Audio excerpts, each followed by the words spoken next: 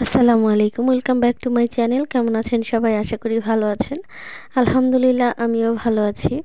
তো আজকে আপনাদের সাথে স্পেশাল একটা রেসিপি শেয়ার করব, বোম্বাই মরিচের আচার। তো চলুন মূল উপকরণ দেখে আসি।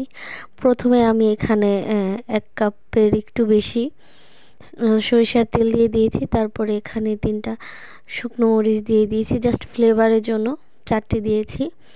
তারপরে গোটা পাঁচফোড়ন দিয়ে দিয়েছি 1 চিমটি, দিয়ে এখানে 1 কাপের মতো রসুন আছে। আমি বড় সাইজের রসুনটা নিয়েছি, চাইলে আপনারা ছোট রসুনও নিতে পারেন। এটাকে হালকা একটু ভেজে নিয়ে তারপর এখানে রসুন থেতো করে দিয়ে দিয়েছি। তারপর একটু আদা দিয়ে দিব, পরিমাণ মতো আদা থেতো করে নিয়েছি, সেটাও দিয়ে দিয়েছি। এটা অপশনাল, আপনারা দিতেও পারেন, চাইলে নাও দিতে পারেন আদাটা, তবে দিলে ভালো লাগবে এই আর কি। তো আমি ভেজে নেব প্রায় 2-3 মিনিটের মতো, হালকা আঁচে ভেজে নেব। তারপরে এখানে আমি তেঁতুলের গাছটা বের করে নিয়েছি, বের করে নিয়ে এটাকেও দিয়ে দিয়েছি, দিয়ে তারপরে একটু নেড়ে ছেড়ে নেব। নেড়ে ছেড়ে নিয়ে তারপর আমি এখানে অ্যাড করে দিব হচ্ছে সাদা সরিষাটা। তো এখানে সাদা সরিষা, লাল সরিষাটার ঝাঁজ অনেক বেশি, সেজন্য সাদা সরিষাটা নিয়েছি। আপনারা চেষ্টা করবেন সাদা সরিষাটা দেওয়ার জন্য। তো এটাকে আমি ভালো করে ভুনে নিব। তো আমার ভিডিও আপনাদের ভালো লেগে থাকলে অবশ্যই লাইক, কমেন্ট, সাবস্ক্রাইব করবেন।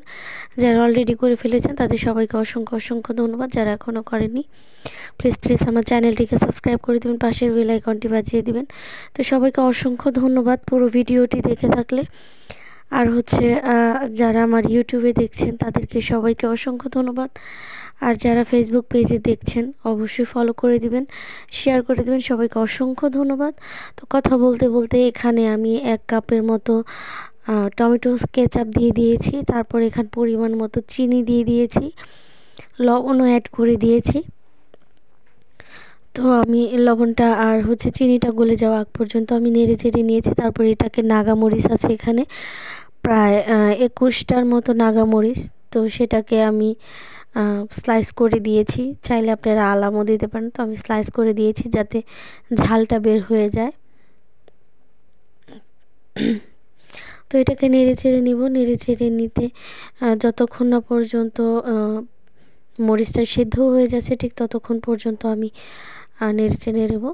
তো মনে হলো যে একটু লবণ কম হয়েছে, তাই আরেকটু দিয়ে দিয়েছি। আর এখানে ভিনেগার দিতে হবে। তো আচার বলতেই ভিনেগার অবশ্যই দিতে হবে, তা না হলে আচারটা নষ্ট হয়ে যাবে। আর ভিনেগারটা দিলে আপনারা 1 বছর পর্যন্ত বাহিরে স্টোর করে রেখে দিতে পারবেন।